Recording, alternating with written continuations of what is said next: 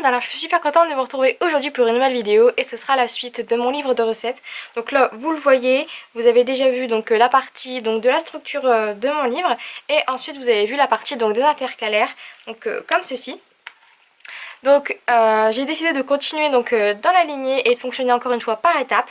Et donc ce que je vais vous montrer, donc là je vous mettrai juste, enfin je vous ai pas montré la construction donc de cette partie, mais je vous explique, c'est très simple. En fait ce que j'ai fait c'est que j'ai voulu faire des bébés intercalaires entre guillemets, parce que comme vous le voyez ici, j'ai la catégorie pain et pizza et je vous dis que dans la catégorie pain et pizza, il faut la séparer en deux parce que j'ai des pains avec des goûts spéciaux et j'ai différents genres de pizza. Donc ce que je voulais faire c'était tout simplement faire des différentes catégories par, par onglet en fait. Et donc j'ai créé donc moi-même des petits onglets comme ça. Donc j'ai pas encore customisé l'arrière mais ça ne va pas tarder. Et en fait ici je vais juste indiquer donc la catégorie. Donc ici ce sera pain.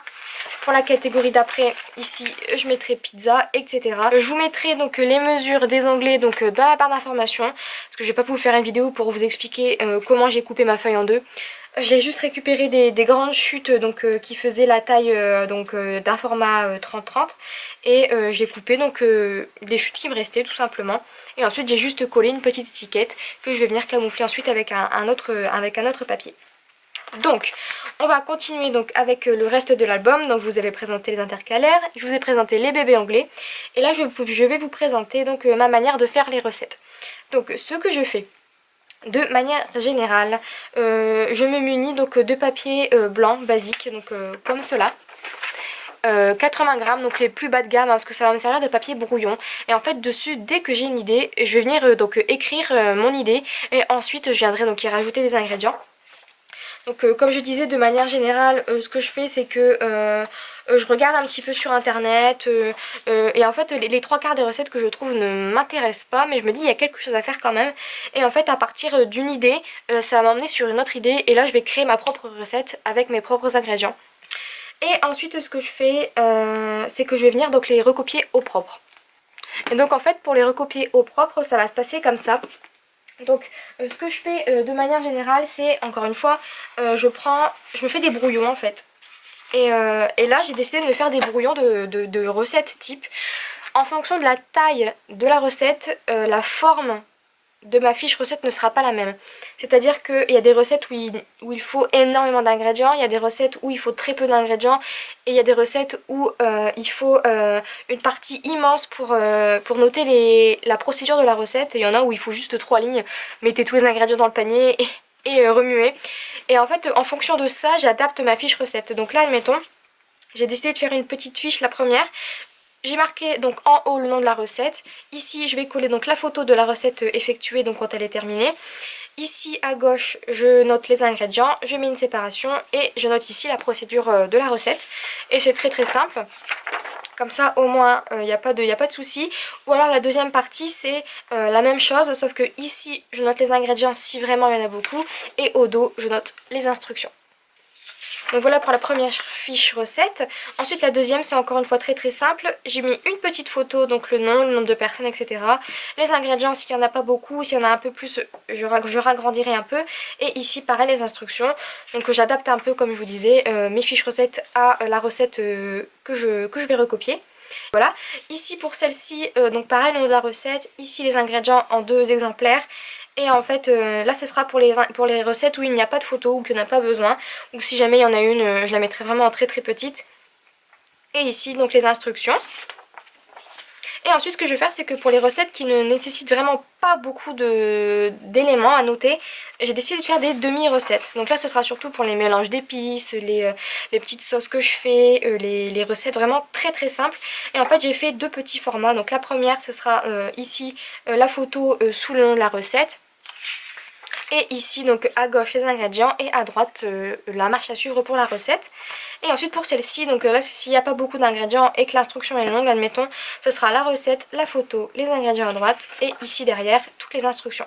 Je fais des prototypes entre guillemets, des schémas types de ce que j'aimerais à peu près obtenir. Et ensuite ce que j'ai fait c'est je me suis basée sur celle que j'effectue le plus souvent, c'est-à-dire celle-ci.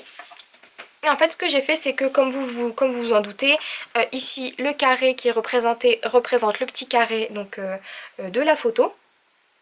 Et ici vous voyez donc la grande ligne, en fait c'est ce qui représentera la marge, parce que ici tout à gauche je vais mettre une bande de masking tape. Donc en fait là c'est inversé, ici je note les ingrédients et ici je note je mets la photo et ici je note les instructions. Vous voyez, j'ai ligné à peu près toutes mes lignes, sauf les deux parties du haut. Et en fait, je me base sur cette feuille-là, la trois quarts du temps, pour le lignage. Comme ça, au moins, je suis sûre d'écrire droit, parce que je préfère le faire sur des papiers blancs. Voilà, je vous présente une des recettes que j'ai déjà effectuées donc, sur ma chaîne. Donc c'est les muffins à la vanille et aux amandes. Et c'est comme ça que j'ai décidé de procéder pour celle-ci. Donc j'ai utilisé... Donc comme vous le voyez, j'ai utilisé cette fiche prototype entre guillemets et j'ai mis donc le titre. Ici je vais mettre ma photo, les ingrédients et les instructions. Donc là il n'y avait vraiment pas grand chose à noter, donc j'ai décidé de procéder comme ça. Et je vais fonctionner comme ça pour toutes les autres. Donc je vous montre vite fait. Là j'en ai fait une autre, donc c'est pour les petits pains. Donc ça prend vraiment beaucoup de temps. Ici j'ai fait celle-ci, c'est pas encore terminé mais ça ne devrait pas tarder. Encore une autre. Comme vous voyez il me manque encore les photos. Donc ça devrait plus trop tarder. De toute manière comme je vous disais c'est un livre qui ne connaîtra je pense jamais de fin. Étant donné que j'ai toujours plein d'idées et puis il y a toujours beaucoup de nouvelles choses qui sortent. Donc ça donne envie de tester de nouvelles recettes. Et donc voilà en gros pour ce petit livre de recettes. Il va quand même finir pas mal gros. J'ai encore beaucoup de choses à vous dire, beaucoup de choses à vous montrer. J'essaierai de vous montrer un peu l'évolution et comme ça vous verrez un peu comment ça se passe. Et puis si jamais je peux faire un format un peu différent et un petit peu plus attrayant que ce que je fais d'habitude, ce sera vraiment bien. Et donc du coup voilà, j'espère vraiment que cette nouvelle vidéo vous aura plu. Vous voyez un petit peu comment je fais mes recettes, mes prototypes, etc. Voilà pour cette vidéo. Donc j'espère vraiment que ça vous a plu. J'espère que la suite vous plaira et que vous aimez bien un petit peu l'avancement de ce projet. Si jamais par la suite je vous présente des recettes qui vous intéressent, surtout n'hésitez pas à me dire si vous voulez que je les fasse en vidéo, ça me fera très plaisir. Et donc voilà, donc en attendant la prochaine vidéo, je vous fais plein de gros bisous et je vous dis à bientôt. Bye bye!